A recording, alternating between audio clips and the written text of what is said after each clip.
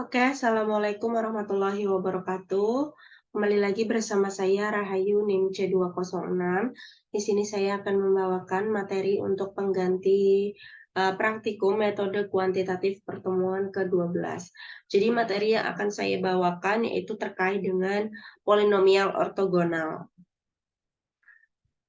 Oke, jadi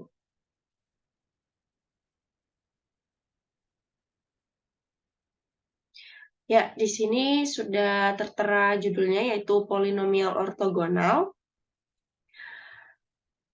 Kita harus mengetahui dulu apa itu polinomial ortogonal. Jadi, secara umum uji ortogonal itu merupakan uji lanjut dari, analisis regresi, di mana uji ortogonal tersebut terbagi menjadi dua, yaitu kontras ortogonal dan polinomial ortogonal.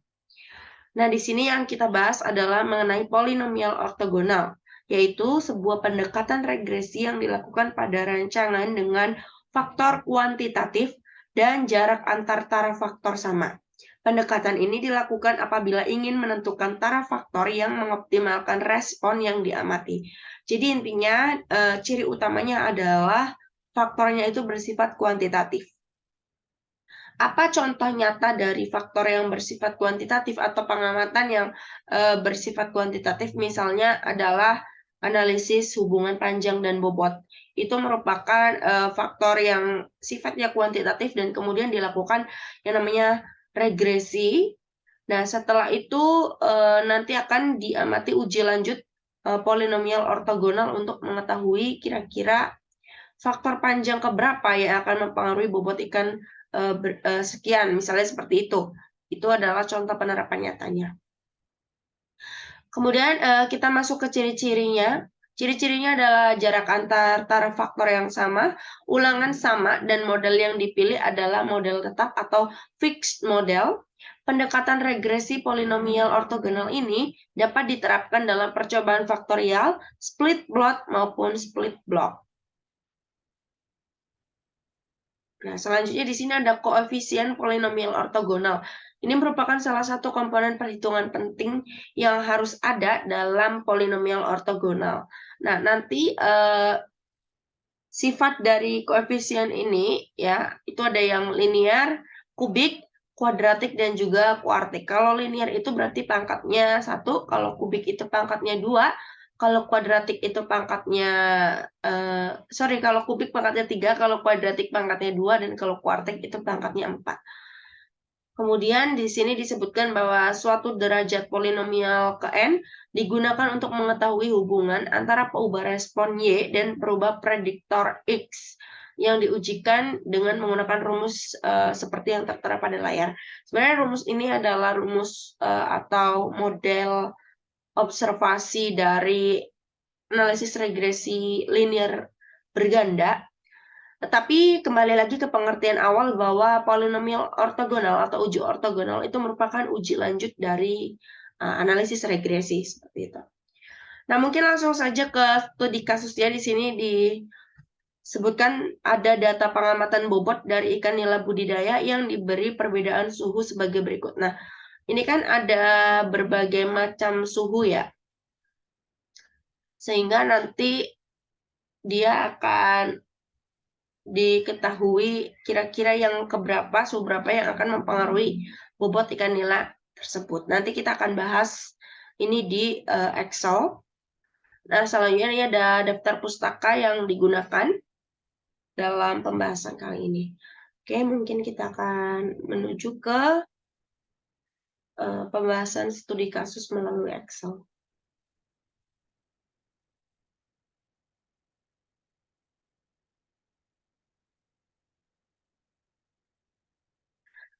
Oke, ini ada data yang seperti tadi.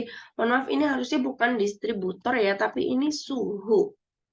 Oke, jadi di sini disediakan ada ulangan 1 sampai 4, kemudian di sini ada suhu 29 sampai 32. Kalau dilihat dari tabelnya, ini adalah rancangan acak lengkap.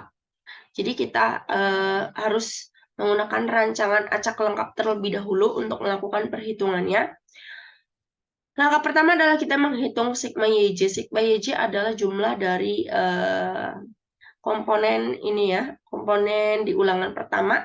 Jadi ini jumlah dari 2,04 sampai 8,01. Begitu seterusnya dicari, kemudian untuk sigma YI adalah jumlah dari setiap kolom atau setiap suhunya. Di sini mulai dari 2,04 sampai 5,03. Dan selanjutnya dicari sigma YIJ, yaitu jumlah keseluruhan dari komponen-komponen yang ada di sini. Mulai dari 2,04 sampai 8,04, atau kita bisa menjumlahkan dari ini ya, sigma YI dari 15,46 sampai 27,11. Bisa juga kita menjumlahkan ini dari 20,17 sampai 24,84. Mungkin kita akan pembuktian saja di sini menggunakan rumus sum dari komponen ini, hasilnya sama saja. Terus kita menggunakan rumus sum untuk yang di sini, hasilnya juga sama saja. Nah, selanjutnya di sini diketahuinya ada perlakuan, ulangan, dan seterusnya sampai FK, di mana perlakuan itu adalah suhunya. Di sini ada 4 suhu. Ulangannya itu ada 4 juga. Terus sigma YI kuadrat adalah rumusnya sum SQ dari ini, kolom yang ini. Sigma YIJ tadi yang sudah kita cari yaitu 87,43. Sigma YIJ kuadrat berarti sum SQ dari komponen ini, 2,04 sampai 8,04. Terus ada derajat bebas perlakuan, yaitu I dikurang 1 atau perlakuan kurang 1. Derajat bebas total dulu, yaitu I dikali J dikurang 1. Dan derajat bebas sisa, yaitu derajat bebas total dikurangi derajat bebas perlakuan. Kemudian di sini juga ada faktor kondisi, yaitu sigma YIJ dikuadratkan dibagi I dikali J, gitu ya. Setelah itu tadi FK sudah. Nah, kita akan mencari komponen-komponen untuk mengisi tabel sidik ragam ini, yaitu ada JKP, JKT, JKS. Rumusnya sama seperti rancangan acak lengkap, di mana jumlah kuadrat perlakuan itu kita mencarinya dengan cara sigma YI kuadrat dibagi J, kemudian dikurangi dengan FK-nya. Untuk untuk JKS berarti adalah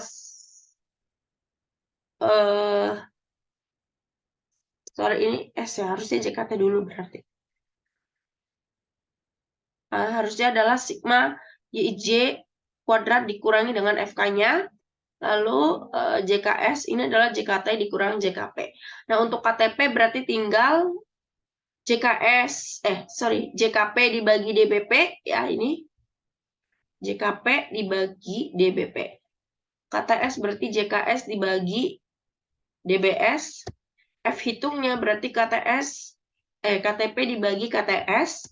Lalu untuk F-tab kita menggunakan formula dari Excel, yaitu Fin sama dengan 0,05 dengan derajat bebasnya adalah DBP dan DBS. Kemudian diperoleh seperti ini.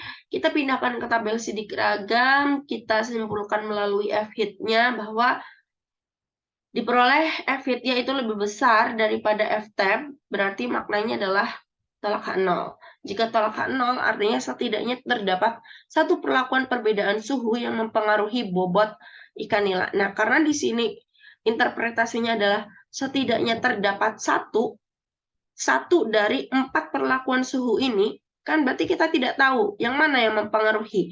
Apakah yang 29, 30, 31, atau 32. Oleh karena itu dilakukan uji lanjut ortogonal untuk mengetahui suhu mana yang berpengaruh. Kenapa kita pakai polinomial? Kembali ke sifat dari data yang kita peroleh, yaitu kuantitatif. Seperti itu. Nah, kita masuk ke uji lanjutnya, yaitu polinomial ortogonal.